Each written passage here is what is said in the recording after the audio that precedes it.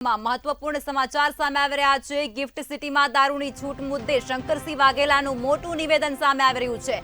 નવા વર્ષમાં લોકોને ગિફ્ટ મળી છે તેવું તેમના દ્વારા કહેવામાં આવી રહ્યું છે। સરકારે જે નીતિ બનાવી છે તેને હું આવકારું છું તેવું અત્યારે શંકરસિંહ વાઘેલા દ્વારા નિવેદન આપવામાં આવી રહ્યું છે। આ એક દંભી નીતિ છે। બોર્ડર પર તમામ જગ્યાએ દારૂ મળે જ છે।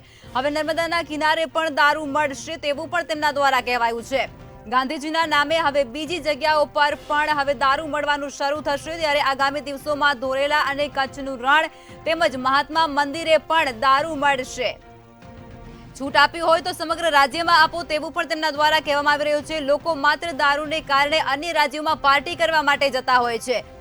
મહાત્મા મંદિરમાં પણ દારૂની છૂટ આપો તેવું પણ તેમના દ્વારા કટાક્ષ સ્વરૂપે કહેવામાં આવી રહ્યું છે। ધોલેરા અને કચ્છના રણ છે તેમાં તેની સાથે જ ધોરડોમાં પણ છૂટ આપવાનું તેમના દ્વારા કહેવામાં આવી રહ્યું છે। આ કટાક્ષ તેમના દ્વારા કરવામાં આવી રહ્યું છે।